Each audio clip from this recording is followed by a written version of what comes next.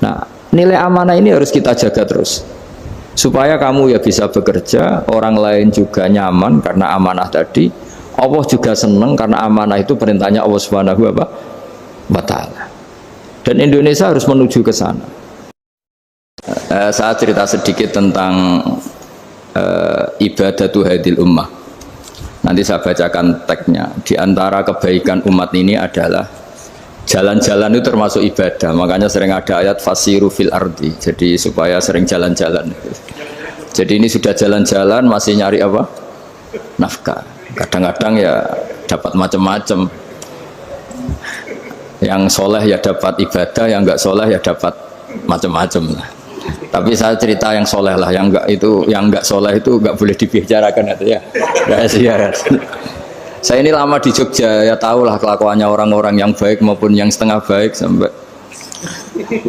Ya semoga yang baik dilipat gandakan pahalanya, yang enggak baik diampuni. Tapi saya cerita sedikit.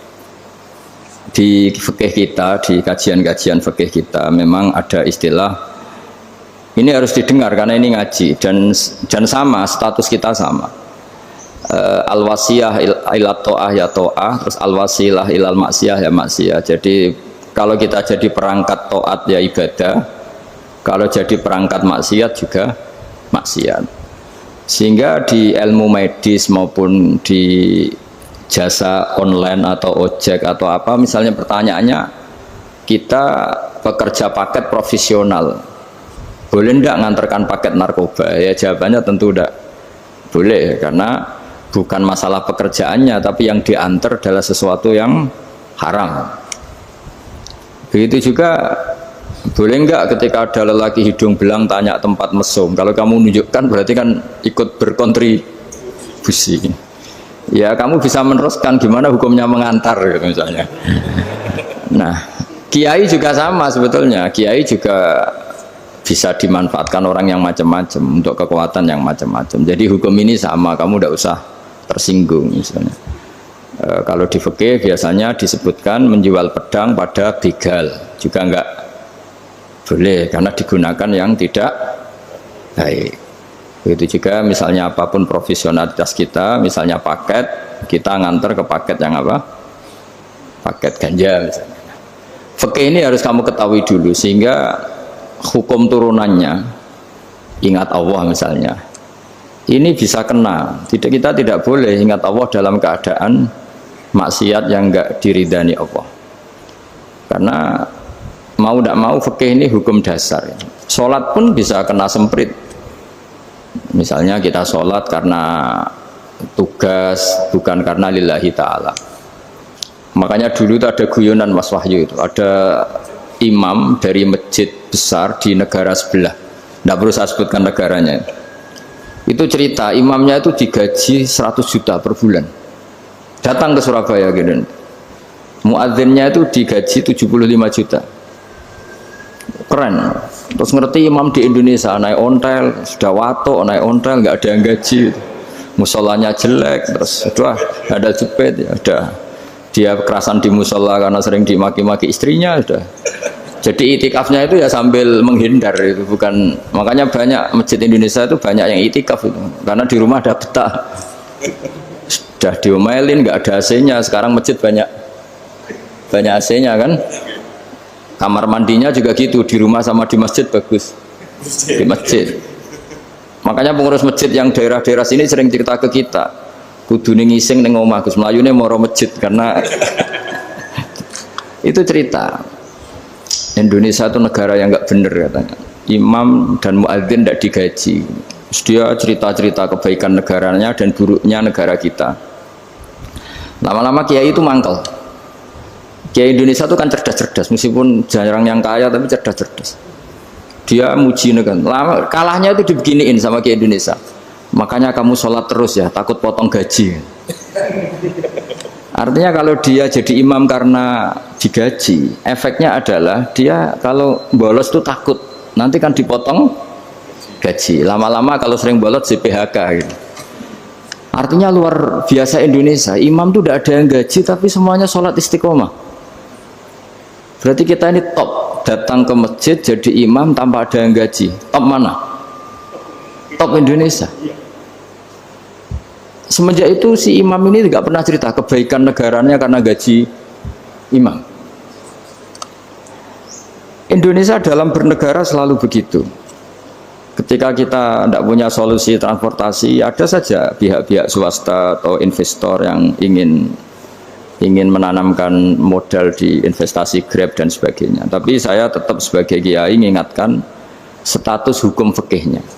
Kenapa saya harus cerita itu? Karena fikih ini harus selesai dulu. Saya ulang lagi, fikih ini harus selesai dulu. Misalnya nganterin orang yang mau transaksi narkoba atau transaksi maksiat, atau tapi yang yakin. Kalau tidak yakin memang tidak haram. Tapi kalau yakin itu memang kamu tahu benar-benar iyalah kira-kira gitu.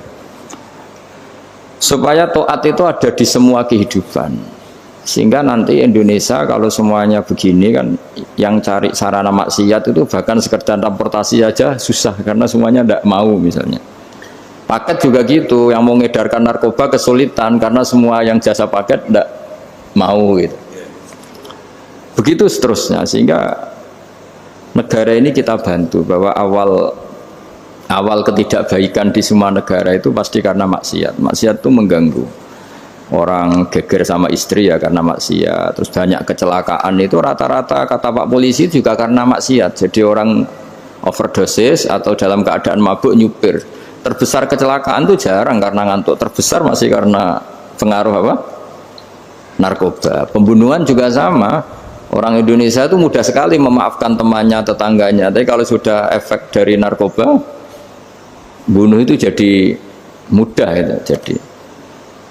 Nah, Anda juga harus fair, jangan. Tapi yang penting saya profesional nganter, gitu. Nggak mau tahu dia latar. Meskipun kita tidak boleh neliti orang ya, nggak boleh tajasus, nggak boleh neliti ini. Tapi yang jelas kamu tahu, yang jelas kamu tahu ya harus dihindari karena memang di semua profesi pekerjaan itu utamanya kata Rasulullah SAW itu memperhatikan halal haramnya. Tapi ya saya ulang lagi, tidak boleh sok suci, tidak boleh tajasus, tidak boleh neliti orang lain. Tapi kalau yang jelas-jelas untuk maksiat maka harus kita hindari. Termasuk masjid sekalipun.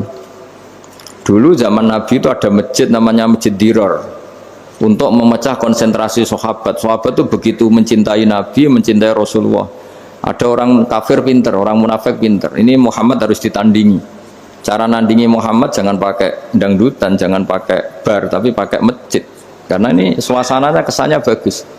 Dibikin masjid tandingan supaya orang tidak ke Muhammad semua, tapi ke masjid ini. Ini pikirannya orang munafik. Artinya jangan kira terus masjid bebas hukum, ya enggak juga. Masjid juga bisa kena semprit karena ini mendirikannya untuk bikin apa? Tandingan, untuk bikin masjid diror, kalau istilahnya Quran masjid diror. Semua sarana kebaikan juga gitu. Yayasan yatim piatu juga kena hukum, pondok juga kena hukum, semuanya kena hukum. Ada orang ingin jadi kiai padahal tidak pernah ngaji, terus bikin pondok. Akhirnya dia dipanggil Pak Yai, anaknya dipanggil Gus, padahal najis saja tidak tahu.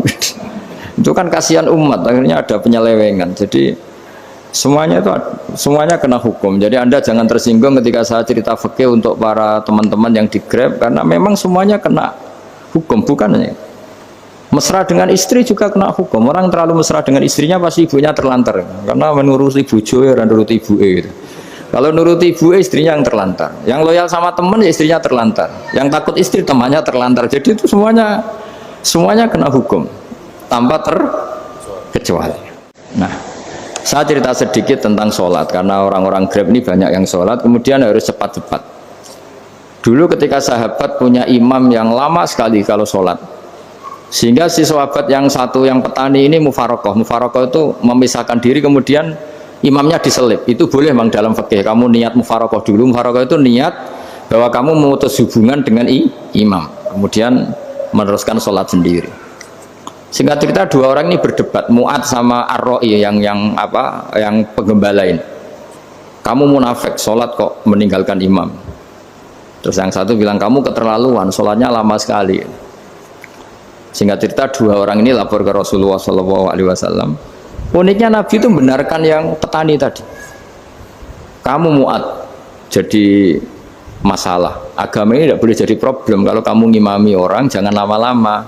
Di situ ada ibu-ibu yang ditunggui anaknya yang sedang menyusu, banyak petani yang nunggu macam-macam. Kayak pegawai POM ya ditunggu shift temannya, pegawai Indomaret juga gitu, apalagi Grab mungkin ditunggu penumpangnya macam-macam.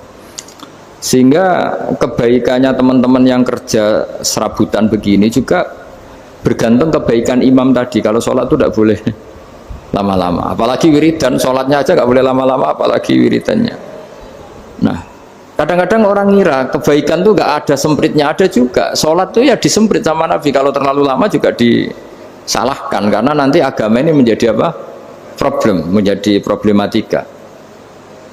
Nah, termasuk kebaikan kita ketika membolehkan ya atau mentoleransi atau mendukung pekerjaan mulai Grab dan lain-lain adalah agama ini rahmatan lil alamin.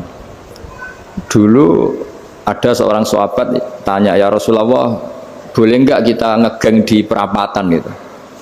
Kata Nabi, ya jangan kalau bisa, tapi kita harus natahaddasannya, itu tempat kita jagungan di perapatan, di tempat-tempat umum lah, kira di halte, terus kata Nabi, nggak apa-apa, tapi fa'atut thoriq haqqaha, kamu harus memberikan hak jalan itu. Apa hak jalan itu? Satu, kamu amar ma'ruf, kalau bisa ya nahi mungkar, kemudian bikin suasana orang lainnya menjadi aman. Nah, ini yang catatan. Kalau hitung saja, yang ikut Grab itu berapa ribu? Nah, ini tuh energi besar kalau di atas 100, berapa? 100 ribu. Hitung ya teman-teman di Grab, 100 ribu. 100 ribu ini kalau soleh semua, atau setengah soleh lah, kalau soleh banget keberatan ya soleh, setengah soleh. Itu ada, ini sudah saya pikir, ada kebaikan yang menyebar di seluruh Nusantara yang berjumlah 100 ribu. Ini luar biasa. Ada kecelakaan dia menolong pertama, ada pemerkosaan menolong pertama, mungkin ada pencurian, ada apa. Maka kata Nabi, kamu kalau harus di jalan, itu kamu berkontribusi amar ma'ruf nahi mungkar. Saya sering ke Jogja karena saya mulai 98 di Jogja, ya sering di terminal malam-malam. Saya ketika kecil itu sering diceritain orang nggak berani ke terminal ini banyak preman, nggak boleh ke terminal ini karena banyak preman. Ya mulai dari Sumatera, Jawa, hampir seluruh Indonesia. Kalau jam sekian sampai sekian sudah nggak berani karena banyak apa? Preman. Itu uniknya, preman-preman itu selain dulu ditangani tentara dan polisi, itu urusan negara ya kali itu, dan kita ngapresiasi. Itu hilangnya yang permanen itu bukan saja ditangani ABRI dan polisi, TNI dan polisi, tapi ditangani kultur. Banyak mulai orang soleh, santri dagangan di situ, ada ojek mangkal di situ, supir taksi mangkal di situ. Terus di sini orang-orang soleh yang menghalau ketika ada perempuan digoda atau perempuan dicopet atau apa. Terus lama-lama jadi kultur bahwa kebaikan ini dominan. Setelah kebaikan dominan ini otomatis menyingkir sedikit demi sedikit. Jadi selain negara ini harus melakukan sesuatu yang seharusnya, yaitu menjaga masyarakat dari kriminalitas, sebetulnya yang paling awet dan paling mudah dilakukan itu tadi, kebaikan harus menjadi kultur bersama. Sehingga kalau terminal kemudian ada mbak-mbak jilbaban yang dagang, terus pak-paknya soleh, ada musola yang hidup, ojeknya juga gitu, terus supir taksinya, lalu kebaikan ini menjadi nilai bersama. Saking jadi nilai bersama, ibu-ibu yang takut atas dirinya nggak ngojek kecuali Pak ini karena terkenal amanah, nggak naksi kecuali Pak ini karena terkenal amanah. Dan kita Indonesia itu ingin seperti itu, sehingga amanah ini menjadi nilai bersama dan otomatis menjadi keamanan bersama. Corong Jawa itu tego nitipno anake karena dijamin aman, tego nitipkan istrinya juga karena dijamin aman. Nah, kalau kebaikan ini juga menjadi satu nilai jual dan kita bisa mengawal secara serius, itu alhamdulillah betul. Nah, dimulai dari mana? Satu, mental kita takwa. Kedua, sistem sosial, bahwa kita terkoneksi oleh indukan ya, juga terkoneksi oleh kepolisian. Maksudnya karena kita terdaftar, kalau ada anak hilang kan tinggal ini yang bawa wahyu misalnya. Jadi saya mohon, semohon-mohonnya, kebaikan ini harus jadi nilai bersama. Setelah terminal itu banyak orang baik, otomatis yang ini tuh menyingkir itu. Akhirnya apa? nanti yang bos-bosnya toko itu ya hanya nitipkan sama orang soleh, yang mau nge-grab juga hanya titip sama yang soleh, begitu seterusnya, sehingga jadi siklus kebaikan yang bersama. Nah, ini yang dimaksud Quran wa tamiru bainakum bima'ruf. Iktimar itu namanya urusan bersama. Ya, saya ulang lagi ya. Jadi orang Arab kalau bilang iktimar itu urusan bersama, sehingga bahasa Arabnya konferensi besar itu kalau di NU disebut apa? Muktamar. Muktamar itu menjadikan urusan publik dirembuk, itu namanya apa? Muktamar. Nah, di antara kebaikan yang diinginkan Islam itu wa tamiru bainakum bima'ruf. Urusan kebaikan ini menjadi urusan apa? Bersama. Ya, saya contoh itu kecil saya itu mesti dikandani sama orang-orang tua, jangan di terminal ini sampai jam ini, jangan di perapatan ini ketika sudah jam begini. Tapi barokahnya orang soleh bertebaran di mana-mana itu. Yang tukang grab ya di mana-mana, yang penjaga toko ya banyak yang soleh, yang ngojek, yang macam. Sehingga di terminal itu nyari tempat sholat ya gampang, cari tempat duduk ya gampang, nyari orang amanah ya gampang. Bahkan lama-lama yang nggak amanah ini nggak laku. Dan ini yang kita inginkan. Dan ketika nggak laku, akhirnya dia kalau ingin laku harus amanah, atau ingin laku harus tobat. Nah, agama ini urusan bersama, sehingga Allah mengistilahkan wa tamiru bainakum bima'ruf. Jadikan kebaikan ini urusan bersama. Sehingga karena ini urusan bersama, ketika kita jadi kiai juga harus, kalau misalnya tadi ada Gojek kok makmum, atau Grab kok makmum, atau supir bis kok makmum, kiainya harus cepat sholatnya. Jangan baca surat Baqarah, nanti diomel-omelin apa penumpangnya. Begitu juga ibu-ibu menyempatkan jamaah, waktunya tidak lama, di rumah sudah ditunggu anaknya yang masih menyusu. Makanya Nabi ngendikan idza amma ahadukum as-sholata falyukhaffif. Kalau kamu jadi imam, sholatnya harus relatif cepat. Fa inna fihim ad-dhaif badal hajat. Di antara makmum itu yang banyak punya urusan. Selain ada yang lemah, ada yang punya banyak urusan. Nah, terus ketiga, masalah kekayaan hati. Kekayaan hati ini penting sekali karena rata-rata teman di Grab itu kan miskin lah. Tapi jangan miskin sampai miskin hati itu.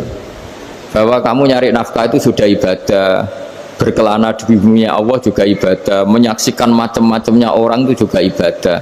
Bahkan menambah khazanah ilmu. Di antara warisan ilmu yang kita dapatkan dari Rasulullah SAW, misalnya kamu jalan-jalan, punya kaki dua, punya tangan dua. Gara-gara jalan-jalan sering ngerti orang yang buntung. Alhamdulillah meskipun saya hanya Grab masih punya kaki utuh. Terus ketemu orang buta ya gitu. Alhamdulillah ladzi afani mimma btalaka bih. Alhamdulillah saya terselamatkan dari seperti itu. Sehingga melihat orang maksiat juga gitu. Saya meskipun gini terselamatkan dari tempat maksiat, sehingga hidup itu tidak nelongso gitu. Ada nilai lebih yang kita punyai. Jadi di antara kebaikan Islam adalah orang disuruh ingat sisi nikmat. Nah, kalau nikmat itu sudah ada semua, kata Imam Ghazali, nikmat hidup. Kata Imam Ghazali, jika nggak ada kenikmatan yang Anda punyai, kamu datang ke kuburan. Disuruh datang ke kuburan. Dan kamu bilang begini, kenikmatan kembali ke dunia adalah kenikmatan yang diinginkan mulai yang mati zaman Nabi Adam sampai kiamat. Jadi kalau Fir'aun yang pernah jadi raja, Namrud, semuanya, bahkan orang-orang soleh sekalipun, kalau kamu tanya keinginan terbaiknya apa? Ingin kembali hidup untuk membenahi kesalahannya zaman hidup. Artinya apa? Kehidupan yang kita miliki sekarang adalah kenikmatan yang dirindukan mulai yang mati zaman Nabi Adam sampai kiamat. Maknanya apa? Kita punya kenikmatan yang luar biasa karena kenikmatan yang dirindukan oleh orang yang sudah mati mulai dulu sampai sekarang. Apapun masalah hidup Anda ini punya kenikmatan yang nggak tertandingi, yaitu namanya hidup. Barokahnya hidup itu kita bisa tobat. Setidaknya ingin tobat. Kalau nggak bisa tobat, ingin tobat. Makanya di Indonesia itu banyak nyuwun sewu, banyak maling yang anaknya itu soleh, karena Kalau ngandani anaknya tetap gini, wes le bapak tok sing lakoni kue ojo, bapak tok yang alami ini kamu jangan. Banyak di Indonesia orang nggak bisa baca Quran, anaknya hafid. Karena setiap bodoh itu tidak diwariskan. Wes le bapak tok sing bodoh kue ojo bodoh. Mungkin teman-teman di Grab juga gitu, wes bapak tok cong sing nasib pengen kue ojo. Jadi kebaikan begini itu akan terus-menerus diwariskan. Sehingga banyak orang tidak tamat SD anaknya dosen, nggak tamat SMP anaknya dekan. Karena setiap dari kita itu cita-cita kebaikannya menurun ke anak cucunya, keburukannya berhenti di dia. Cara wong Jawa itu bapak tok sing lakoni. Nah, di sini saya jelaskan tentang kekayaan rohani. Jadi saya mohon ketika Anda jalan-jalan nganter penumpang itu harus sering muji Allah Subhanahu wa taala. Ya, saya bacakan ayatnya, at-taibunal abidunal hamidun. Orang baik itu yang tobat, yang ahli ibadah. Di antara definisinya itu as-saihun, yang sering jalan-jalan. Siaka itu jalan-jalan. Jadi orang paling bejo sak dunia itu sampai harus jalan-jalan ibadah dapat uang. Tapi syaratnya ibadah. Sekali tidak ibadah dapatnya masalah kan? Sering gonjekkan orang cantik terus ingat istrinya tidak cantik. Sering gonjekkan orang yang sopan, yang santun terus ingat andekan ini istri saya di rumah rewel gitu. Jadi kalau kamu tidak taat itu adanya penyesalan. Di lampu merah ada orang naik Ferrari, naik Alphard, sementara kamu di rumah hanya mobil butut, kadang malah tidak punya mobil. Jadi kekayaan rohani itu dimulai dari mana? Dimulai dari taat. Cara berpikir itu taat, bukan maksiat. Sekali Anda cara berpikir maksiat, maka adanya hanya penyesalan. Semakin pengalaman di luar, semakin penyesalan. Karena di luar sana banyak orang yang dapat nikmat yang lebih dari Anda. Tapi sekali Anda taat, kamu akan mensyukuri apa yang Anda miliki dan tidak pernah ingin sama yang dimiliki orang lain. Sehingga orang-orang yang sering pergi itu sama Allah dipuji. Jadi tidak ada nabi kecuali di antara ibadahnya itu jalan-jalan. Fasiru fil ardi. Sehingga semua nabi itu mesti pernah melakukan perjalanan internasional. Rasulullah Muhammad SAW pernah jalan-jalan sampai ke Syam, padahal beliau orang Mekah. Nabi Ibrahim yang orang Syam pernah perjalanan sampai ke Mekah. Karena di antara kearifan itu ya dimulai dari apa? Jalan-jalan tadi. Kamu ngerti orang yang macam-macam. Makanya di antara kebaikan umatku kata Nabi itu siyaha fil ard, sering berkelana.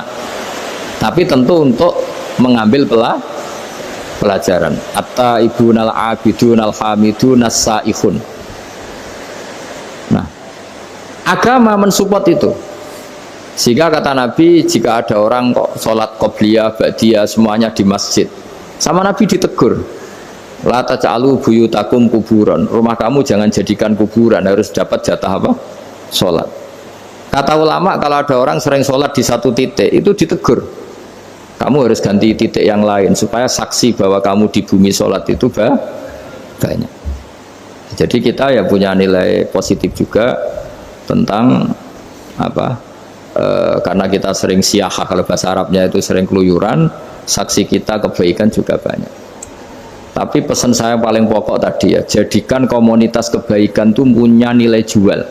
Syukur-syukur fid dunya hasanah wa fil akhirati hasanah. Ya kita bersyukurlah di Indonesia itu. Saya masih ingat kecil saya itu ya sekitar saya umur 15-14 tahun. Setiap mau pergi itu pesannya orang-orang yang sering pergi itu jangan masuk terminal jam ini, di perapatan ini, karena yang namanya preman itu dulu dominan.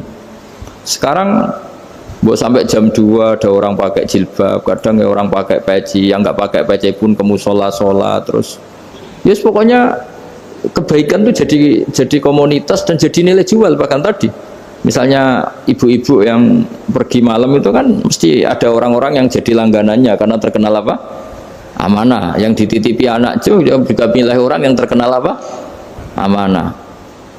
Nah, nilai amanah ini harus kita jaga terus supaya kamu ya bisa bekerja, orang lain juga nyaman karena amanah tadi, Allah juga senang karena amanah itu perintahnya Allah Subhanahu wa ta'ala. Dan Indonesia harus menuju ke sana. Pemimpin juga harus gitu. Pemimpin bawaannya amanah, bawaannya apa, yang memilih dia juga senang karena nggak malu lah. Tapi kalau kita milih, ternyata yang kita pilih tahu-tahu ditangkap KPK, kan ya malu gitu. Dulu kita kampanye mati-matian, ternyata dia ditangkap KPK. Tapi kalau dia amanah kan ya seneng. Sama kalau tukang Grab ketangkap satu karena penodaan atau karena pengkhianatan, yang malu juga semua, karena kadang-kadang nanti digeneralisir seakan-akan semuanya seperti itu. Tapi dengan reputasi panjang, nggak pernah terjadi apa-apa dalam Grab, kan otomatis lainnya juga terangkat. Nah, ini yang dimaksud wa'tamiru bainakum bima'ruf. Jadikan kebaikan itu urusan bersama. Makanya andaikan negara itu sudah mengoptimalkan polisi, TNI untuk meringkus preman, oke, itu baik. Tapi ya lebih awet lagi kalau itu ditopang masyarakat. Karena yang nggak amanah terkucilkan, terus akhirnya Grabnya nggak laku, akhirnya dia dipecat, akhirnya kan yang maksiat hilang, yang kriminal hilang, yang ada hanya Grab yang baik. Begitu juga di dunia apapun. Itu yang dimaksud wa'tamiru bainakum bima'ruf. Jadikan kebaikan ini urusan bersama. Nah, karena kita baik, otomatis jadi teladan yang baik bagi anak kita, istri kita, tetangga kita. Dan karena kita baik, maka terhormat. Sehingga orang melihat Grab itu simpatik, respect, karena reputasinya baik. Nah, karena orang respect, tidak dicibir. Barokahnya tidak dicibir, tidak mangkel. Barokahnya tidak mangkel, tidak saling ejek, bahkan tidak saling bunuh. Coba kalau kita jelek, dicibir orang, kita dalam keadaan mabuk, tidak terkontrol, bunuh. Jadi efek dari maksiat itu begitu buruknya. Sehingga penelitian itu mengatakan kebanyakan kecelakaan ya pemicu utamanya rata-rata ya nyupir dalam keadaan mabuk. Beberapa nyuwun sewu kasus-kasus kriminal rata-rata ya dipicu oleh hal-hal seperti itu. Makanya meskipun di luar saya tolong hindari narkoba, hindari hal-hal yang maksiat supaya pekerjaan Anda ini barokah.